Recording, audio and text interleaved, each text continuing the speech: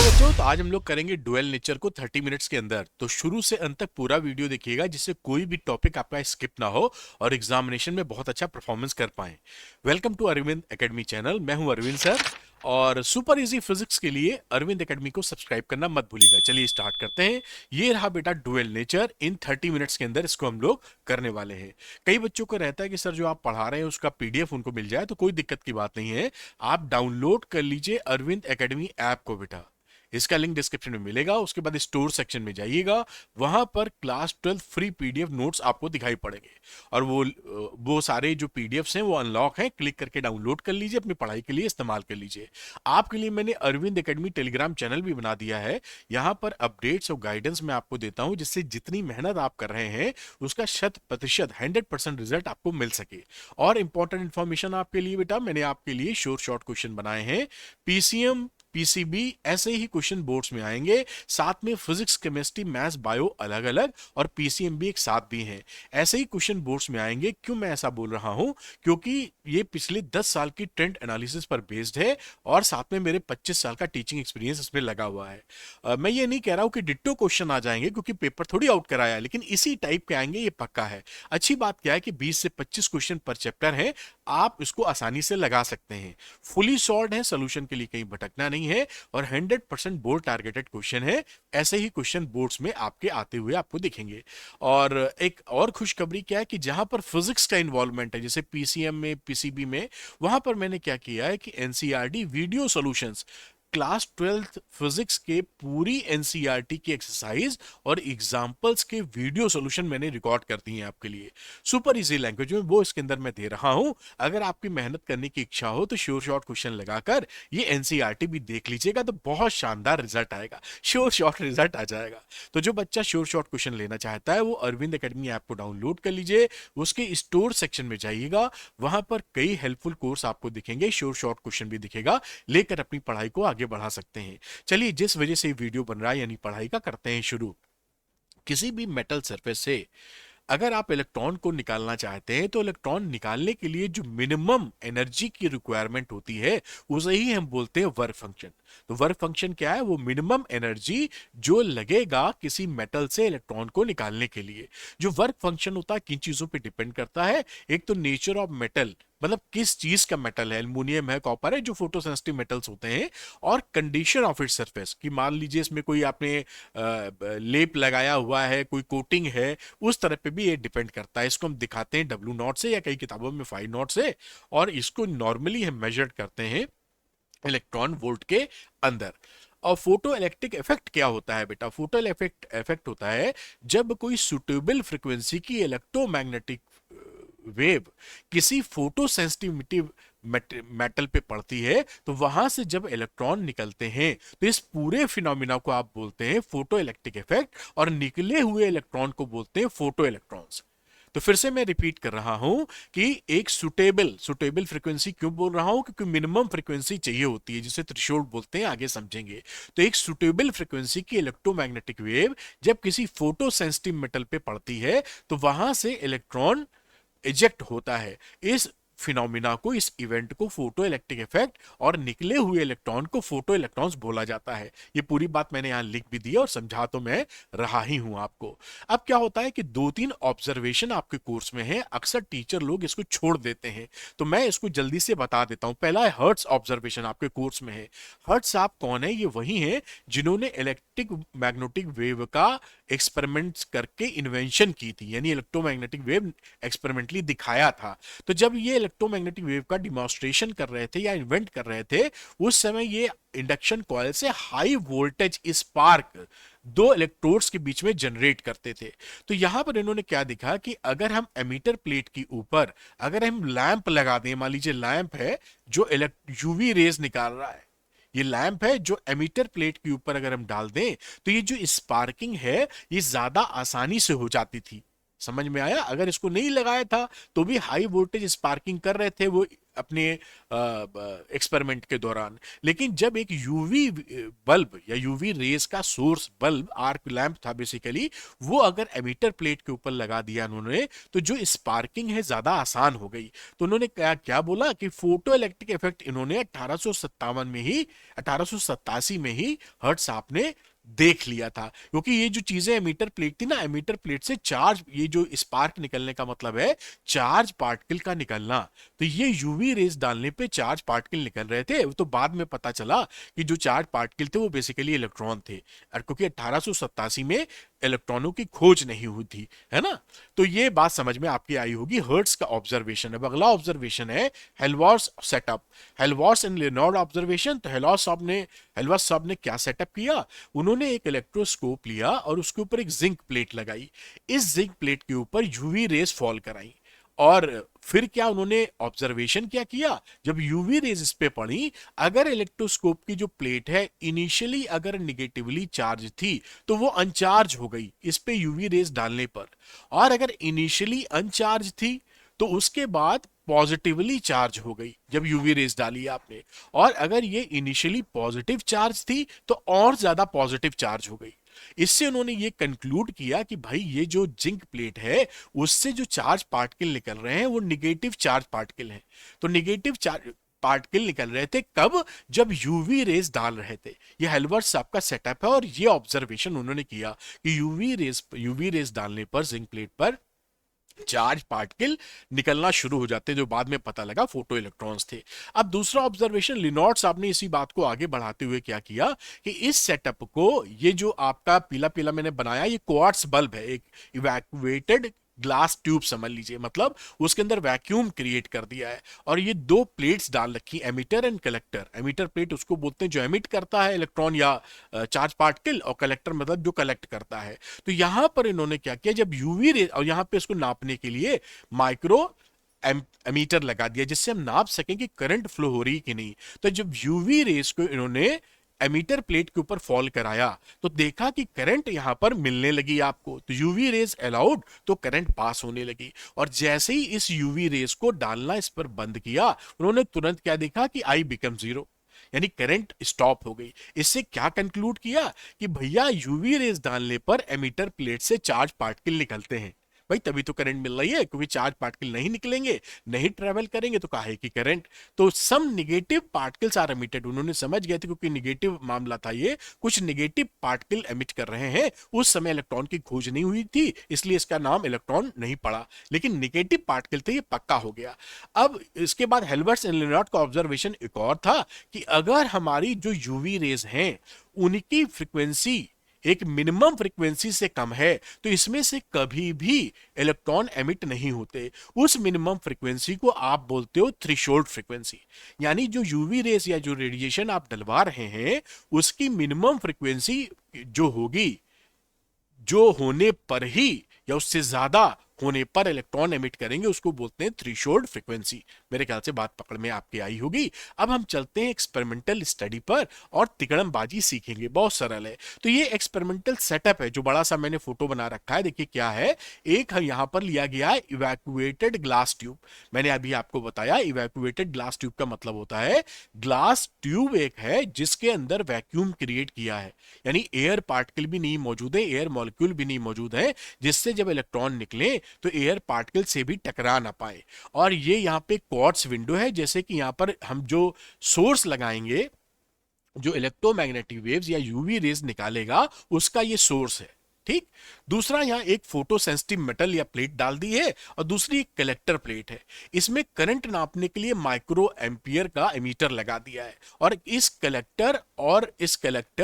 इस कैथोड या photo sensitive plate के बीच का पोटेंशियल डिफरेंस नापने के लिए हमने वोल्ट मीटर लगा दिया है, और इसको कनेक्ट किया है पोटेंशियल डिवाइडर से। क्यों? क्योंकि इस वाले कलेक्टर और ये पोसो सेंसिटिव प्लेट के बीच में हम पोटेंशियल को बदलेंगे, तो यहां से इसको हिलाकर हम बदल सकते हैं। ज्यादा पॉजिटिव या यहां पे कनेक्ट कर देंगे तो ये मिड पॉइंट पर है, देखिए, तो ये नेगेटिव हो जाएगा। यानी इस प्लेट को हम इसके रेस्पेक्ट में पॉजिटिव पोटेंशियल भी दे सकते हैं और बढ़ा भी सकते हैं, और घटाकर इससे कम पोटेंशियल भी दे सकते हैं। इसलिए पोटेंशियल डिवाइडर लगाया जाता है। मैं इस पे 1 मिनट क्यों खर्चा किया हूं? क्योंकि आपके एग्जाम में ये एक्सपेरिमेंटल सेटअप बनाने को भी आ जाता है, तो इस डायग्राम को याद कर लीजिएगा बना के, जिससे आप बना सकें, और हाई टेंशन बैटरी से कनेक्ट होता है। अब हम जो लोग समझेंगे, जो वो यहां पर 3 हीरो हैं, अमर अकबर अंथोनी। कौन है? इंटेंसिटी एक है। इंटेंसिटी मतलब ये जो सोर्स है ना, उसमें इंटेंसिटी को सरल भाषा के लिए समझ लीजिए कि हम बल्ब लगा रहे हैं 100 वाट का, 200 वाट का, 500 वाट का। तो 500 वाट वाले की ज्यादा इंटेंसिटी, 200 वाले की कम, 100 वाट की और की कम। तो ये सोर्स की इंटेंसिटी मतलब कितने वाट का हम बल्ब लगा रहे हैं। दूसरी बात, पोटेंशियल बिटवीन प्लेट्स, यानी ये एमीटर और कलेक्टर प्लेट के बीच का पोटेंशियल, जो पोटेंशियल डिवाइडर से हम बदलेंगे बार बार एक्सपेरिमेंट के दौरान, पॉजिटिव नेगेटिव जो चाहे कर सकते हैं। तीसरी बात, जो सोर्स है वो किस कलर की लाइट निकाल रहा है, तो हम पकड़ लेते हैं उसको फ्रीक्वेंसी से डिनोट कर रहे हैं। रेड कलर है, ब्लू है, ऑरेंज है, जब इसको बदलेंगे यानी फ्रीक्वेंसी बदलेंगे। तो हम इन 3 चीजों में से कोई 2 चीज कांस्टेंट रखकर तीसरी चीज बदलेंगे और उसका एक्सपेरिमेंटल स्टडी करेंगे कि उसका असर क्या पड़ता है। बात समझे? ये 3 खिलाड़ी हैं, 2 खिलाड़ियों को कांस्टेंट कर देंगे और तीसरे में बदलाव करेंगे और उसके असर को नापेंगे, मेजर करेंगे, स्टडी करेंगे। आइए चलते हैं, करते हैं स्टडी। तो पहली स्टडी क्या है? Effect of intensity of light, यानी इंटेंसिटी बढ़ाने घटाने पर फोटो करंट में क्या बदलाव होता है। तो देखिए, मैंने जैसे बताया था कि अगर इंटेंसिटी फिक्स नहीं है, यानी बदल रहे हैं, तो फ्रीक्वेंसी और एक्सेलरेटिंग पोटेंशियल को फिक्स रखोगे। फ्रीक्वेंसी क्या है? किस कलर की लाइट डाली जा रही है, नीली, पीली, गुलाबी, जो भी मन चाहे सोर्स से। दूसरी, फिक्स्ड एक्सेलरेटिंग पोटेंशियल का मतलब है कि इस एमीटर एंड कलेक्टर के बीच का जो पोटेंशियल है उसको बदल नहीं रहे। और साथ में इंटेंसिटी, यानी एक बार हमने 100 वाट का बल्ब लगाया, 200 वाट का लगाया, 500 का लगाया, फिर हमने नापा कि क्या हो रहा है। तो हम ये देखते हैं कि इंटेंसिटी ऑफ लाइट बढ़ाने पर फोटो इलेक्ट्रिक करंट बढ़ जाती है। लीनियर रिलेशनशिप होता है, ओरिजिन से जाता है ये स्ट्रेट लाइन। ये इंपॉर्टेंट ग्राफ है, इसको आप, बहुत सरल ग्राफ भी है लेकिन इसकी स्टडी कर लीजिएगा। यहां पे लिखा है कि number of photo electrons emitted per second, यानी कि करंट, बढ़ जाते हैं जब हम इंटेंसिटी ऑफ इंसिडेंट रेडिएशन को बढ़ाते हैं। जो जब इंटेंसिटी आप बढ़ाएंगे तो number of photo electrons emitted per second, which is photo electric current, वो बढ़ जाती है। मामला क्लियर हो गया। और ये ग्राफ पकड़ लीजिएगा, यानी कि इंटेंसिटी बढ़ाने पर फोटो इलेक्ट्रिक करंट बढ़ेगी। बहुत बढ़िया। अब हम सेकंड इफेक्ट देखने जा रहे हैं, इसमें 2 बातें सीखेंगे। इफेक्ट ऑफ पोटेंशियल, 3 हीरो बताए थे ना, तो एक हीरो तो निपट गया। अब दूसरे हीरो में 2 बात सीखेंगे। इफेक्ट ऑफ पोटेंशियल, यानी एमीटर और कलेक्टर प्लेट के बीच के पोटेंशियल को बदलेंगे और देखेंगे क्या कांड हो रहा है। तो यहां पर 3 चीजें थी। तो देखिए, जब एक्सेलरेटिंग पोटेंशियल को फिक्स नहीं रखा है, उसके असर को देखना है, तो हमने फ्रीक्वेंसी और इंटेंसिटी को फिक्स कर दिया है। फ्रीक्वेंसी का मतलब जिस कलर की लाइट ली थी, लाल, पीली, नीली, वो वही रखी है। और इंटेंसिटी का मतलब अगर 100 वाट का बल्ब था तो 100 वाट का बल्ब ही जला के रखा है इस सोर्स की जगह, उसको भी नहीं बदला। बदल क्या रहे हैं? इन दोनों प्लेट्स के बीच का पोटेंशियल। वो पोटेंशियल हम पॉजिटिव भी कर सकते हैं पोटेंशियल डिवाइडर से, और ये इसके रिस्पेक्ट में, एमीटर के रिस्पेक्ट में निगेटिव भी कर सकते हैं। तो पहली बात क्या देखते हैं कि जब हम इस कलेक्टर प्लेट का potential with respect to emitter plate हम बढ़ाते जाते हैं पॉजिटिव, तो जैसे जैसे हम इसको बढ़ाते हैं, हम क्या देखते हैं? करंट की वैल्यू लगातार बढ़ रही है। एक्सेलरेटिंग पोटेंशियल बढ़ाने पर करंट की वैल्यू बढ़ती है और थोड़ी समय में मैक्सिमम वैल्यू अचीव कर लेती है। उस मैक्सिमम वैल्यू को आप बोलते हैं सैचुरेशन करंट। इसके बाद आप कितना भी एनोड पोटेंशियल, या ये जो कलेक्टर प्लेट का पोटेंशियल है, एनोड पोटेंशियल एक ही चीज है, तो कलेक्टर प्लेट या एनोड पोटेंशियल को कितना भी बढ़ा लोगे, फिर करंट की वैल्यू नहीं बढ़ेगी। दूसरी बात ये देखी गई कि अगर यहां पर हम इंटेंसिटी को बढ़ाते हैं, यानी 100 वाट की जगह 200 वाट का बल्ब लगाते हैं, तो सैचुरेशन करंट की वैल्यू बढ़ जाती है। ये देखिए, ध्यान से देखिए, ये यहां पर क्या चीजें हैं? इंटेंसिटी आई से करंट मत समझना, करंट के लिए स्मॉल आई मैं यूज करूंगा यहां पर, इसको स्मॉल आई करंट के लिए, और capital I intensity of source के लिए, इंटेंसिटी ऑफ रेडिएशन के लिए। तो जैसे जैसे इंटेंसिटी आप बढ़ाते हो सैचुरेशन करंट की वैल्यू बढ़ जाती है। तो एक तो बात ये सीखे आप। दूसरा यहां पर देखिए क्या चीज सीखते हैं, अब इस कलेक्टर प्लेट का या एनोड पोटेंशियल का हम जो पोटेंशियल है वो घटाएंगे, यानी निगेटिव करते जाएंगे with respect to emitter plate. फिर हम ये समझने की कोशिश करेंगे भैया कि क्या असर पड़ रहा है। तो यहां पर हम जब इसको घटाते हैं एनोड पोटेंशियल को या कलेक्टर प्लेट पोटेंशियल को, तो एक वैल्यू ऐसी आती है जहां पर इसकी फोटो इलेक्ट्रिक करंट की वैल्यू शून्य हो जाती है। उसी पोटेंशियल को हम बोलते हैं कट ऑफ या स्टॉपिंग पोटेंशियल।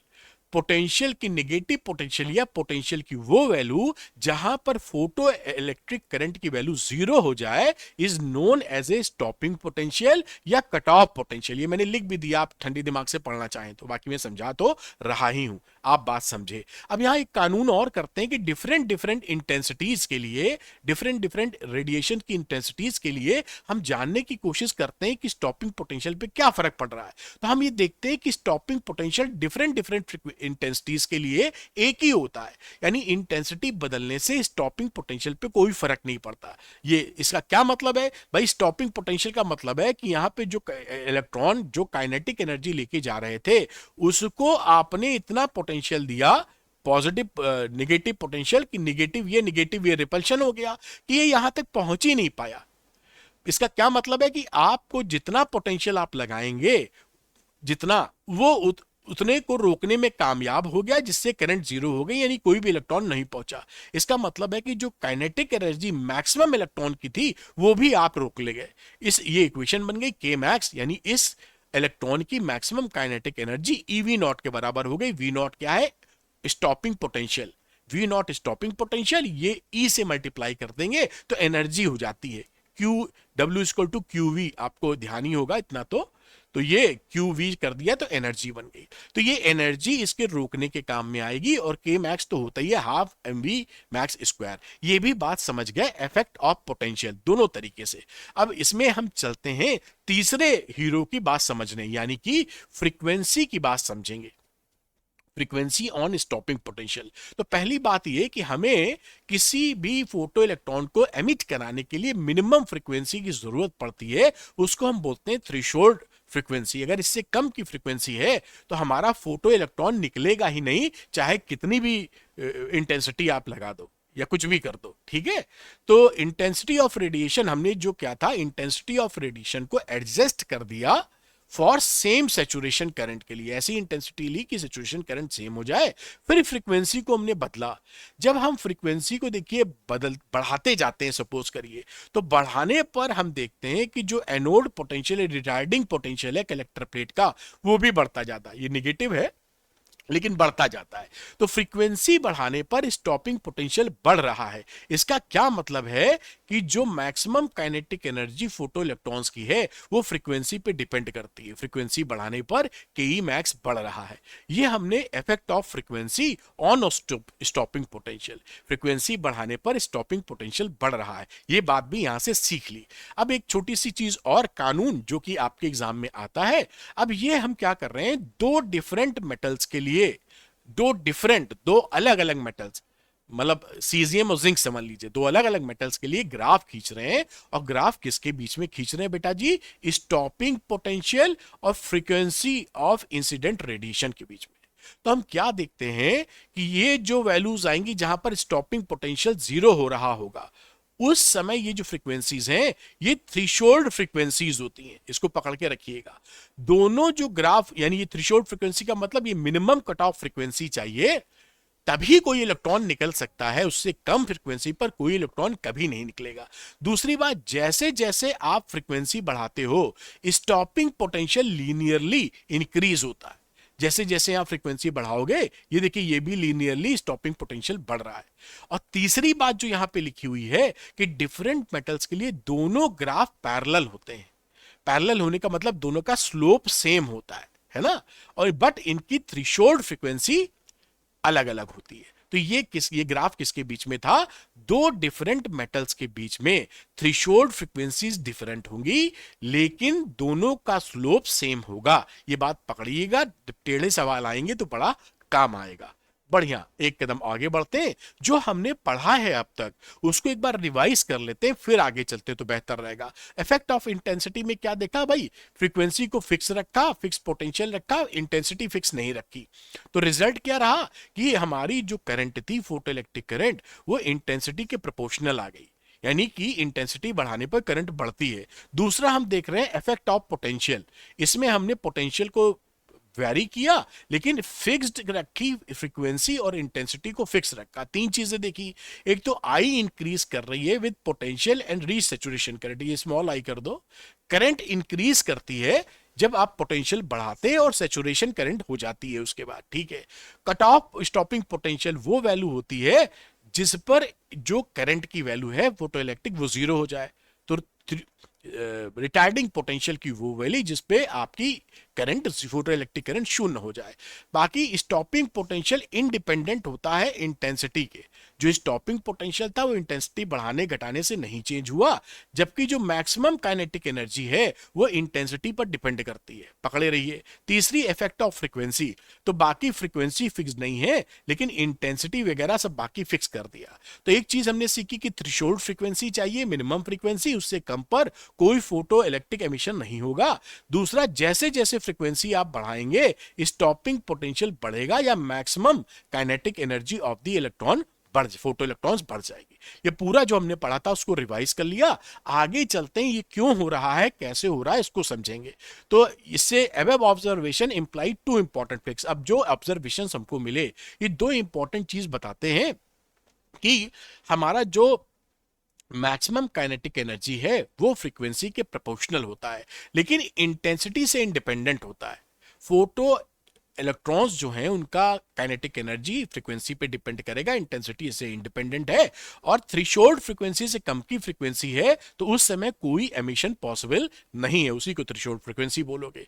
अब इसके लॉज बना दिए गए फोटो इलेक्ट्रिक एमिशन के। पहला लॉ क्या है कि जो फोटो इलेक्ट्रिक करंट है वो इंटेंसिटी बढ़ाने पर बढ़ती है, ये ग्राफ आपके सामने आपको दिखा चुके हैं। दूसरी बात हमने क्या देखा कि सैचुरेशन करंट की वैल्यू भी इंटेंसिटी बढ़ाने पर बढ़ती है। ये देखिए इंटेंसिटी बढ़ाने पर ये जो सैचुरेशन करंट की वैल्यू थी ये भी बढ़ गई। फॉर एमिशन, हमारा जो एमिशन के लिए ये जो वैल्यूज थी ये थ्रेशोल्ड फ्रीक्वेंसीज थी, इससे कम की फ्रीक्वेंसी होगी तो फोटो इलेक्ट्रॉन्स कभी नहीं निकलेगा, ठीक है।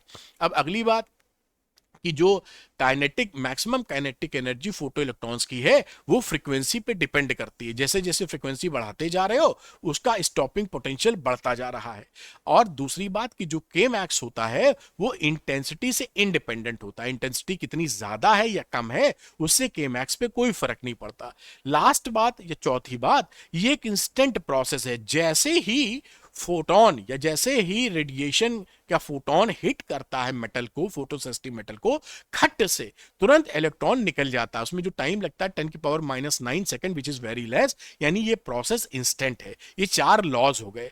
अब ये चार लॉज में जो क्लासिकल वेव थ्योरी थी वो इसको एक्सप्लेन करने में कामयाब नहीं रही, फेल कर गई। क्यों? क्योंकि द इंडिपेंडेंस ऑफ के मैक्स ऑन इंटेंसिटी, उन्होंने कहा कि जो मैक्सिमम काइनेटिक एनर्जी वो इंटेंसिटी पर क्यों नहीं डिपेंड कर रही, ये नहीं बता पाए। क्योंकि क्या होता है वेव थ्योरी में आपकी जो इंटेंसिटी होती है वो एम्पलीट्यूड का के स्क्वायर के प्रोपोर्शनल होती है। जब इंटेंसिटी बढ़ाओगे तो एम्पलीट्यूड बढ़ेगा, तो इससे एनर्जी डेंसिटी, यानी एनर्जी डेंसिटी का मतलब एनर्जी पर यूनिट वॉल्यूम में बढ़ेगी, एनर्जी बढ़ेगी। तो जब ज्यादा एनर्जी पड़ रही है तो इलेक्ट्रॉन, फोटो इलेक्ट्रॉन ज्यादा एनर्जी लेकर निकलना चाहिए, लेकिन ऐसा नहीं हो रहा है। बात समझे कि एक मेटल के ऊपर जब ज्यादा इंटेंसिटी का आप डाल रहे हो तो निकलने वाले इलेक्ट्रॉन की के मैक्स नहीं बढ़ रही, क्योंकि ये फेल कर गया ये बताने में वेव थ्योरी। क्योंकि वेव थ्योरी के हिसाब से ज्यादा आई का मतलब है यहां ज्यादा एनर्जी पड़े तो ये ज्यादा एनर्जी लेके निकले, ये कंट्राडिक्ट हो गई।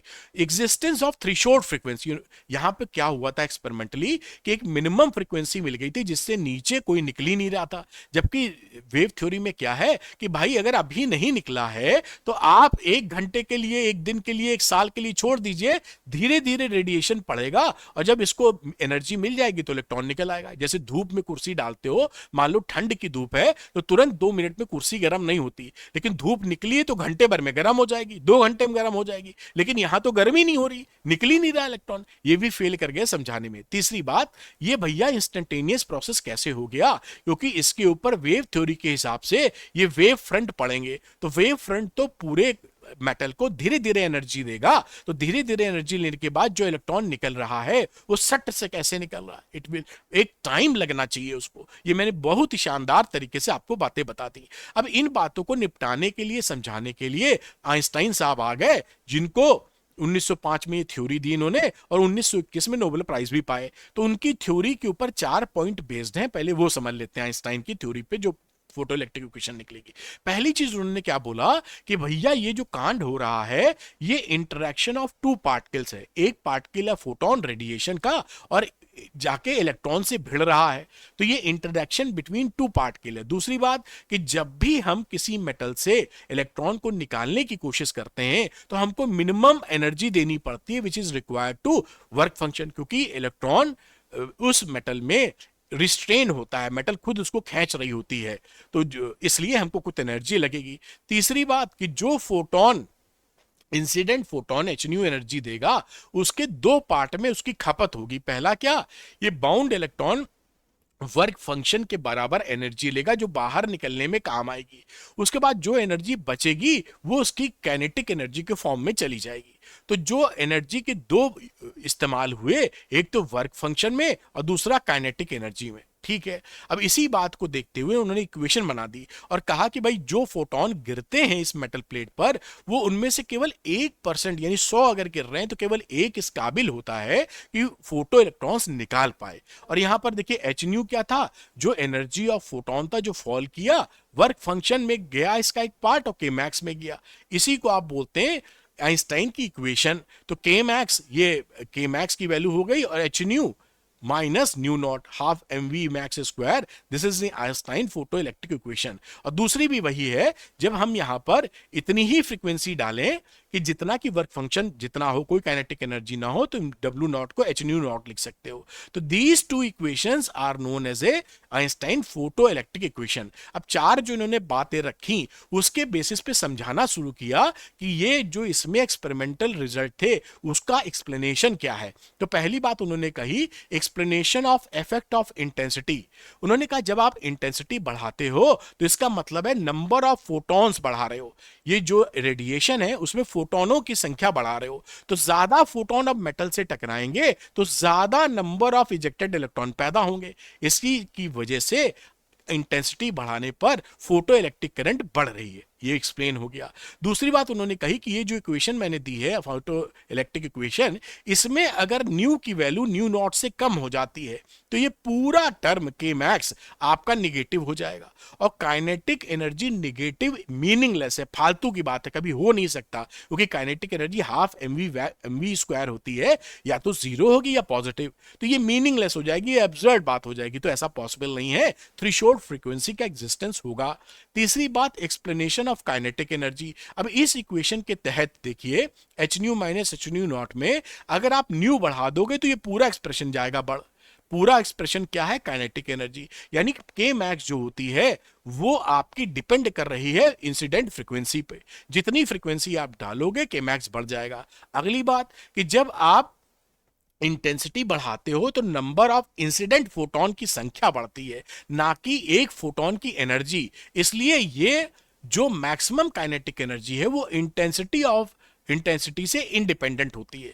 क्यों? क्योंकि वहां नंबर ऑफ फोटॉन्स बढ़ रहा है, एक फोटोन की एनर्जी नहीं बढ़ रही है, इसलिए ये चीज के मैक्स इंडिपेंडेंट ऑफ इंटेंसिटी होगी। दूसरी बात कह रहे हैं एक्सप्लेनेशन ऑफ टाइम लैग। उन्होंने कहा कि भाई 2 पार्टिकल्स के बीच की टक्कर है, तो जब 2 पार्टिकल आपस में टकराते हैं तो टाइम लैग की बात ही खत्म है। भाई कार का एक्सीडेंट एक दूसरी कार से होगा, भड़ से हो जाएगा, उसमें थोड़ा टाइम थोड़ी लगेगा टक्कर खाने में, तो ये इंटरेक्शन में टाइम नहीं लगता, इसलिए टाइम लैग यहां पर नहीं है। अब ये determination of Planck's constant work function, ये ग्राफ बनाने को आता है, इससे आप निकालते हैं Planck's constant H and work function W naught. तो देखिए ये आइंस्टाइन की इक्वेशन थी, K max is equal to H nu minus W naught is equal to eV not.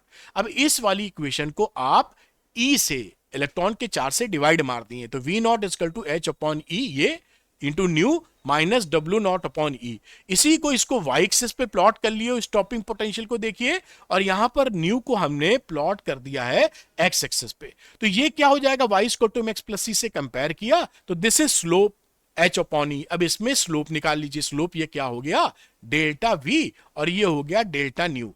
तो delta we upon delta nu is the slope, ये slope हो गया। तो यहीं पर बराबर कर दीजिए स्लोप को, इस स्लोप को delta we upon delta nu के बराबर। तो एच निकाल लोगे, E into delta we upon delta nu, Planck's constant निकल आया। और साथ में सी होता है वाई इंटरसेप्ट, तो ये डब्ल्यू नॉट अपॉन ई की वैल्यू हो गई, ये वाई इंटरसेप्ट इतनी दूरी, तो डब्ल्यू नॉट हो गया ई इंटू वाई इंटरसेप्ट, ये वर्क फंक्शन निकल आया। तो ग्राफ से इस तरह से वर्क फंक्शन निकालते हैं, ये भी पकड़ के रखिए। अब देखिए, अब ये जो कांड हो गया, ये कांड क्या हुआ कि भाई जो रेडिएशन अल्ट्रावायलेट रेज जो होती हैं वो तो होती थी रेडिएशन यानी एनर्जी, लेकिन यहां पर एक्सप्लेनेशन आइंस्टाइन ने क्या कहा कि उसके अंदर फोटोन होते हैं जो कि पार्टिकल नेचर है। इसका मतलब है कि एनर्जी का डुअल नेचर होता है, एक खुद का एनर्जी वाला और दूसरा पार्टिकल वाला। तो उसके पास एनर्जी और पार्टिकल दोनों हो गए, वेव नेचर भी पार्टिकल नेचर भी। तो radiation has dual nature, wave particle nature, ये प्रूव हो गया, बढ़िया। अब इन्होंने जो एक डिब्रॉय साहब थे, ब्रॉगली लिखते हैं, पढ़ते डिब्रॉय हैं, तो डिब्रॉय साहब ने कहा कि भैया जब एक एनर्जी के पास पार्टिकल नेचर है तो पार्टिकल के पास वेव नेचर, एनर्जी वाला नेचर क्यों नहीं है, होना चाहिए।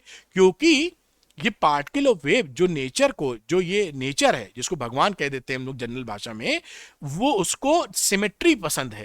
यानी अगर ए से बी कोई चीज बन सकती है तो बी से ए भी बननी चाहिए। तो जब एनर्जी के पास पार्टिकल नेचर है तो पार्टिकल के पास एनर्जी वाला नेचर भी होना चाहिए। वो इसको लेके पिल गए अभी आपको आगे बताएंगे, और बाद में सही साबित हुआ। तो डिब्रॉय ने अपनी वेवलेंथ भी बना दी थी थ्योरेटिकली। उन्होंने कहा कि मेरी डिब्रॉय या मैटर वेव्स बोलते हैं, इसकी वेवलेंथ होगी एच अपॉन पी। एच है प्लैंक्स कांस्टेंट, पी है momentum, linear momentum, H upon M V is the de Broglie wavelength. और ये जो हाइपो जिसको लेके वे पिल गए थे, उसके पीछे दो कारण थे, क्योंकि कोई भी साइंटिस्ट जो होता है बिना लॉजिक और रीजन के नहीं पिलता है। तो उन्होंने रीजनिंग क्या दी कि जो हमारा यूनिवर्स है, इस यूनिवर्स पूरा ब्रह्मांड जो है वो दो ही चीजों से बना है, या तो एनर्जी से या मास से। और आइंस्टाइन ने इन दोनों को आपस में जोड़ दिया है, रिलेशनशिप दे दी, इक्वल टू एमसी स्क्वायर, यानी एनर्जी मास में और मास एनर्जी में कन्वर्ट किया जा सकता है। और नेचर को सिमेट्री पसंद है, तो भैया जब इस एनर्जी के पास मास नेचर है तो इस मास के पास एनर्जी नेचर काहे को नहीं होगा। और ऊपर से अच्छी बात है, नेचर को सिमेट्री पसंद है, तो ये होना ही चाहिए। बाद में एक्सपेरिमेंटली ये प्रूव हो गया, अब वो आपके कोर्स में नहीं है। इलेक्ट्रॉन जो माइक्रोस्कोप है वो इसका एक बड़ा एक्सपेरिमेंटल रिजल्ट है। और इलेक्ट्रॉन माइक्रोस्कोप आप डालिएगा, इमेजेस फ्रॉम इलेक्ट्रॉन माइक्रोस्कोप, तो ऐसी इमेजेस गूगल पे मिलेंगी कि आपकी आंखें खुली की खुली रह जाएंगी। एक बैक्टीरिया को हाथ ही लगेगा देखने में इतना बड़ा। खैर, तो आप समझ गए कि जो डिब्रॉय वेव या मैटर वेव्स होती हैं, इनकी wavelength H upon M C या एच अपॉन पी होगी, इसको पकड़ के रखिए। और यहां पर देखिए लैम्डा 1 अपॉन पी के प्रोपोर्शनल है, या आप मोमेंटम बढ़ाएंगे तो लैम्डा कम हो जाएगा। जब ये मैटर वेव तभी होती है जब मैटर मूव कर रहे होते हैं, है ना। अगर रुक जाएंगे मैटर, v बराबर 0 तो मोमेंटम 0, तो लैम्डा इनफाइनाइट होगी, तो उससे कोई मैटर वेव एसोसिएटेड नहीं होगी। ये जो मैटर वेव्स होती हैं या डिब्रॉय वेव्स होती हैं, इन पे चार्ज होने की जरूरत नहीं है कि चार्ज होगा तभी मैटर वेव्स होंगी, चार्ज हो ना हो इससे कोई मतलब नहीं है। इसीलिए हम बोलते हैं कि जो डिब्रॉय वेव्स हैं ये इलेक्ट्रोमैग्नेटिक वेव्स नहीं है, क्योंकि जो इलेक्ट्रोमैग्नेटिक वेव्स होती हैं उसका सोर्स होता है एक्सेलरेटेड चार्ज, और यहां पर हम बोल रहे हैं कि चार्ज हो ना हो मैटर वेव्स तो है ही। तो ये बात आप पकड़ पाए होंगे अच्छी तरीके से। ये पूरा मैंने रिवाइज करा दिया। खत्म करने से पहले याद दिलाऊंगा, श्योर शॉर्ट क्वेश्चन पीसीएम के ऐसे ही क्वेश्चन बोर्ड्स में आएंगे, श्योर शॉर्ट क्वेश्चन पीसीबी के ऐसे ही क्वेश्चन बोर्ड्स में आएंगे। फिजिक्स केमिस्ट्री मैथ्स बायोलॉजी अलग अलग भी है, पीसीएम भी एक साथ भी है, ऐसे ही क्वेश्चन बोर्ड्स में आएंगे। ऐसा मैं क्यों बोल रहा हूं कि ये पिछली 10 साल की ट्रेंड एनालिसिस पर है और 25 साल का टीचिंग एक्सपीरियंस मेरा इसमें लगा हुआ है। 20 से 25 क्वेश्चन पर चैप्टर है, केवल आसानी से आप इसको लगा सकते हैं बेटा। फुली सॉल्व्ड है, सॉल्यूशन के लिए कहीं भटकने की जरूरत नहीं।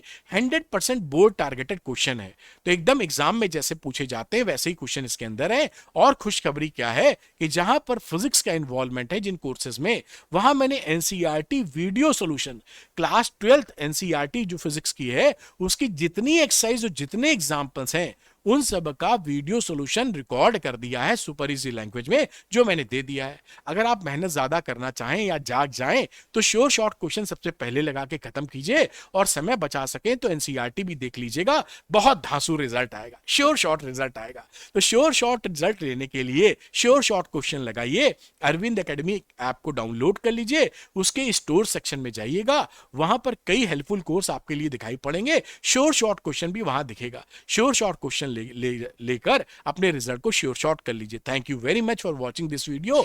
अरविंद एकेडमी चैनल को सब्सक्राइब करना मत भूलिएगा। Thank you, good luck to you, have a nice day, God bless you.